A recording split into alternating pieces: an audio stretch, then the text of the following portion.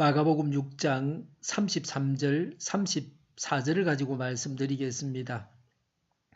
마가복음에 나타난 이 무리들이 살던 시대 상황을 알면 왜 이렇게도 예수님을 찾고 있었는지를 알 수 있습니다. 종교적으로는 유대교의 지도자들인 바리새인들과 사두개인들이 있었지만 하나님의 백성을 인도할 수 없는 소경들이었습니다. 선지자의 소리가 끊어진 지 이미 오래전이었습니다. 말라기가 주전 400년경의 사람입니다. 세례요한이 예수님과 같은 시대에 태어나서 선지자 노릇을 할 때까지 400년 동안 하나님의 예언자의 말씀을 듣지 못했기 때문에 사람들은 예수님을 보고 열광했습니다. 오늘날 인기 가수의 노래와 춤에 젊은 남녀가 눈물을 흘리며 열광하듯이 그 당시 사람들은 예수님을 간절히 원했습니다. 예수님 외에 다른 것에는 소망이 없었습니다. 우리는 이 사람들처럼 간절해야 합니다. 우리가 진리를 찾아서 갈급한 마음으로 여기에 나왔습니까? 세례요한은 그를 만나러 나온 자들에게 무엇을 보러 광야에 나왔느냐고 반문했습니다. 흔들리는 갈대를 보려고 나왔느냐, 화려한 옷을 입은 왕족들을 보려고 나왔느냐고 물었습니다. 왜 우리가 여기에 나와서 예배를 드립니까? 그냥 예배하는 시간이 되어서 습관적으로 나왔습니까? 하나님의 말씀을 듣고자 하는 갈급한 심령을 가져야 합니다. 33절에 보면 여러 마을에서 많은 사람들이 예수님을 만나려고 왔습니다. 어떤 사람이라도 예수님이 필요합니다. 어떤 사람도 예수님을 필요로 하는 갈급한 사람들입니다.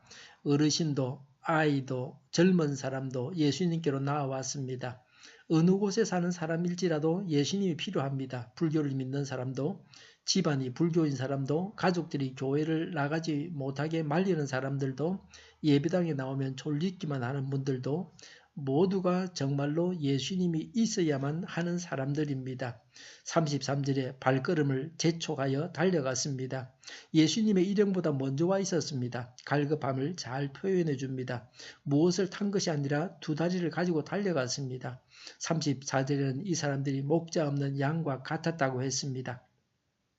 예수님께서 오심으로 눈먼 자는 눈을 뜨고 보게 되었습니다. 그런데 눈을 뜨고 있는 사람들은 스스로 본다고 하기 때문에 영원히 예수님을 보지 못하는 영적인 눈먼 자가 됩니다. 스스로 목자가 없다는 것을 알고 목자를 찾아 나섰기 때문에 예수님께서 그들의 목자가 되어 주셨습니다. 무엇을 믿고 의지하면서 살아갑니까? 예수님을 믿습니까? 누군가를 믿거나 내가 가진 재능이나 형제 자매를 믿고 살아갈 수도 있습니다. 물론 세상에 살면서 서로 신뢰하고 살아가야 합니다. 내 주먹이 무엇이든지 할 수 있다고 믿고 세상적인 관계들만 있으면 더 이상 갈급함이 없다고 할 때에 이 세상에 어떤 것이 나의 영혼의 목자라고 생각하면 영혼이 목자 없는 양이 되고 맙니다. 예수님을 믿지 않는 자는 진리를 찾아서 열렬히 찾아 나서야 합니다. 예수님을 믿는 자는 하나님의 음성을 들으려고 안간힘을 써야 합니다.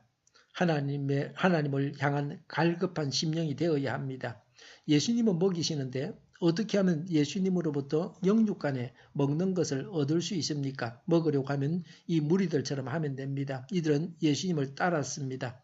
끊임없이 염치 없이 예수님을 따라갔습니다. 예수님과 제자들은 외딴 곳에 가서 좀 쉬려고 하셨습니다. 31절에 사람들이 하도 많아서 음식을 먹을 겨를조차 없었습니다. 배를 타고 외딴 곳으로 떠나갔습니다. 무리들은 예수님의 일행보다 이들이 목적지에 먼저 와서 기다리고 있었습니다. 이들을 보시면서 무슨 생각이 나십니까? 아이가 엄마 따라 가려고 울고 보챕니다. 무조건 엄마에게 매달립니다. 이 무리는 예수님을 따르는 데 있어서 예수님을 좀 편하게 해드려야겠다는 생각이 없었습니다. 이들은 예수님과 제자들이 휴식하겠다는 계획을 포기하게 했습니다. 오늘 우리는 예수님을 따르는데 너무 합리적입니다. 너무 계산적입니다. 그래서 예수님을 따르지 못합니다. 그래서 얻을 것을 다 얻지 못합니다. 먹을 것을 다 먹고 일할 것을 다 하고 공부를 할 것을 다 하고 볼 것을 다 보고 예수님을 따르겠다고 합니다. 그러니 제대로 예수님을 따르지 못하는 것입니다.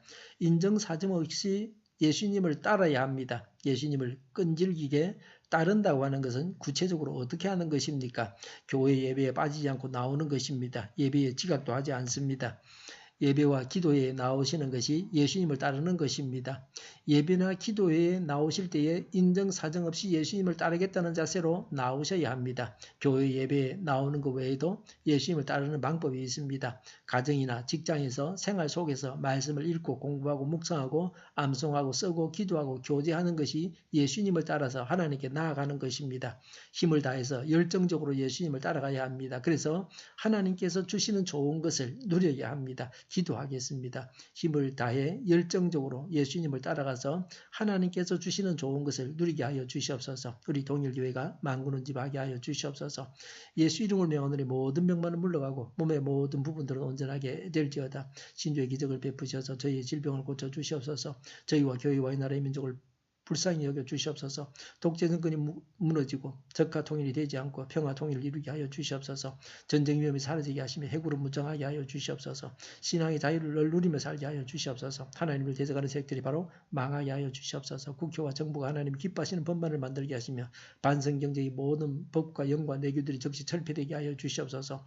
대통령의 통치를 잘하게 하시며 진일이 나지 않게 하시며 출산율이 올라가게 하시며 자녀를 낳고 살만한 건전한 나라가 되게 하여 주시옵소서. 에너지 정책, 재활용금 정책을 제대로 세워서 집행하게 하여 주시옵소서. 늘 맑은 공기를 마실 수 있게 하여 주시옵소서. 오늘도 성령님을 따라서 차고 넘치는 삶, 복된 삶을 살게 하여 주시옵소서. 감사와 찬양을 주님께 돌려드리며 예수님의 이름으로 기도하옵나이다. 아멘.